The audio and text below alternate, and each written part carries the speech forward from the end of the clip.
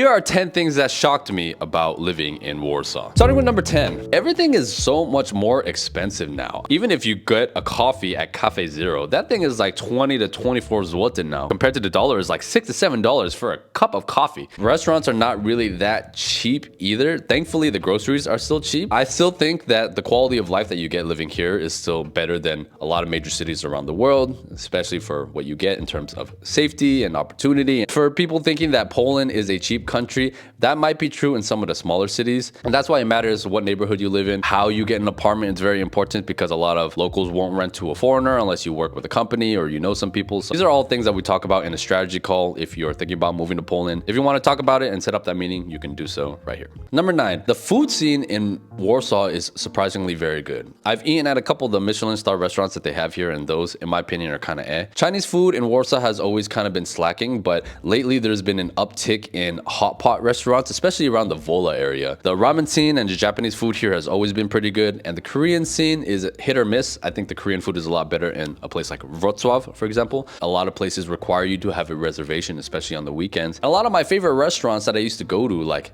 Miss Korea or this noodle place, which is my favorite Chinese restaurant here in Poland, these places have lines out the door all the time now, and this didn't used to be the case like 2 years ago. Leading to number 8. Groceries, thankfully, are not that expensive, and the quality of the food is surprisingly very good. For example, you can get sourdough bread at the supermarket for like $1.50, and this sourdough bread is actually really good. Or maybe the bar for me is just super low because in America, all the food is processed so poorly. In America, I almost never drank dairy because it always gave me problems with my skin and just my health in general. But here I eat a lot of yogurt and I drink quite a bit of milk, and I have no problems. Number 7, public transportation here is absolutely fantastic. The public transport in Warsaw only keeps on getting better. They have a lot of new tram lines all around the city. They have only 2 metro lines, but that allows you to get to most places in the city. Sometimes they will arrive a little bit late or delayed, but in general, the public transportation is usually on time and very reliable if you look on Google Maps. Number 6, I thought more people would speak English before coming to Warsaw, but to be honest, it feels like more people in Krakow actually speak English than here in Warsaw. I recently saw this video by this YouTuber saying how he can live in Poland without speaking Polish. This guy's a Brit. He's been here for 7 years, I think, and he still barely speaks any Polish. And he was talking about how, you know, it's totally fine and everybody here speaks English and you can get around. But I'm like, I don't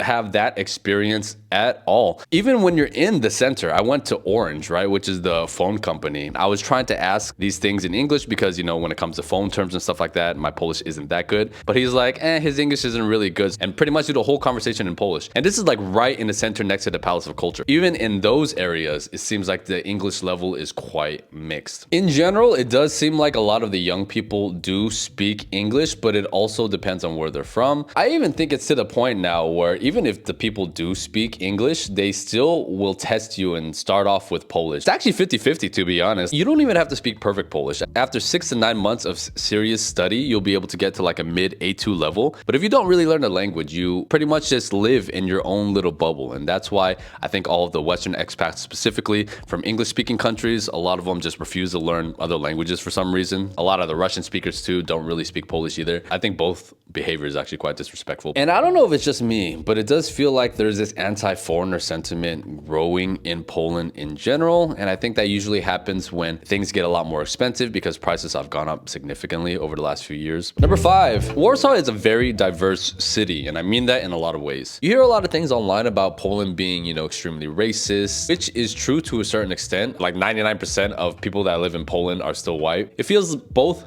like a big city and a small city at the same time. Population isn't that big. It's only around 2 million. Warsaw is kind of a new hub of Central Europe because it attracts a lot of people from the Asian countries, from Central Asia, like the Stan countries. A lot of Ukrainians live here, Belarusians. A lot of Westerners are also living here, Italians, Latinos, Americans, Brits. It does seem like separate societies are forming and they don't really mix together. And it's hard to say if that's because we are in the capital city and people just tend to be more to themselves, or if that's just how Polish culture is in general. It's hard to say. The way that Warsaw is set up feels more like a bunch of smaller neighborhoods all put put together to make up one big city instead of having one defining identity. When I was living in Krakow, I felt like the whole entire city kind of had a similar vibe. If you're on public transportation and you're going from neighborhood to neighborhood, how quickly it changes from like a traditional Polish neighborhood to the finance district to Old Town. They're all just like right next to each other. So it's quite nice. And there's always something new to see here if you're just walking around. The next 2 points are going to sound contradictory. Warsaw, because it's a big city, has a lot of things to do. There's always something new to do, and there are many opportunities for you to meet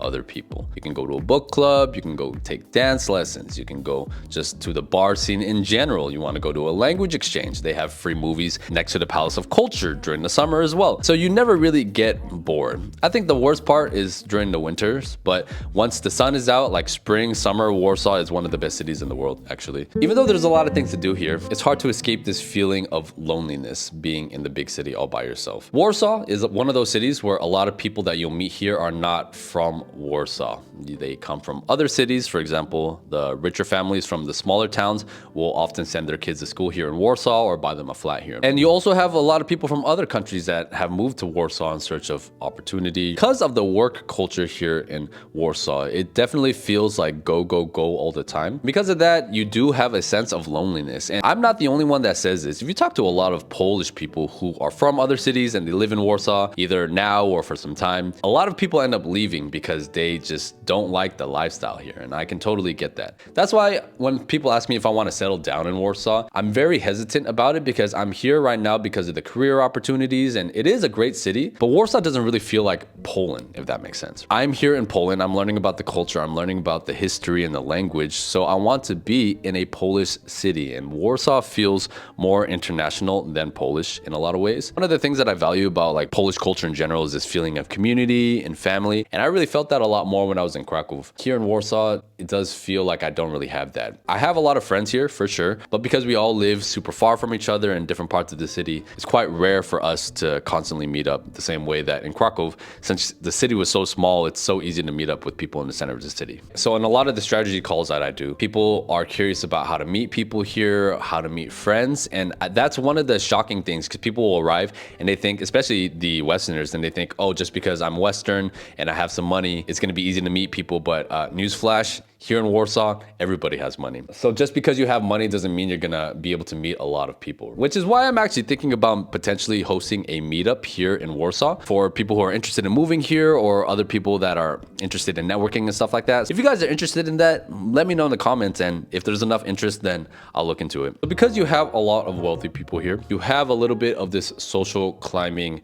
culture, and I think it's a lot more apparent the closer you get to the middle of the city. So here in Warsaw, they have something similar to like Korea and the US, where it feels like a lot of people are trying to do the influencer thing and get popular on social media, and the whole entire social media scene in general is quite big here. But you see a lot of newer content creators, like the Polish content creators. They're getting into the prank stuff or some of the cringe content, like Logan Paul back in the day, like 10-15 years ago when he first came into the scene, that kind of thing. But also just a lot of the people that I met, specifically like a lot of the girls, they come from the smaller cities. They want to live this boss babe life where they go to work, they make money, they have fun, they do all these things. And after a couple of years or even 1 year, they become a Warsaw girl. I'm not saying anything good or bad about it. It's just some observations that I made. If you go to a big city, yes, people will say that maybe the relationships are a lot more transactional, but you have a lot more opportunities for relationships in order to transact, in order to, you benefit them and them benefit you. This is one of the best parts about being in a big city, and this is what people mean by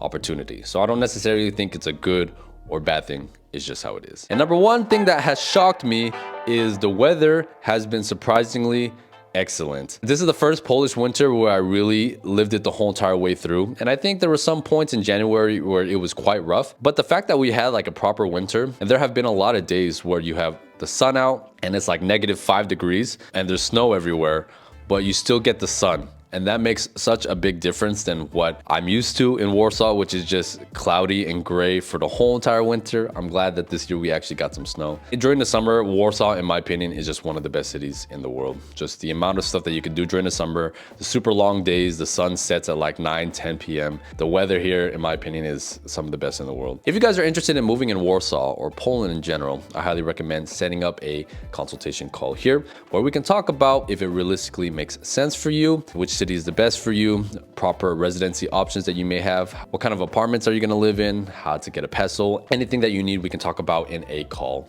here.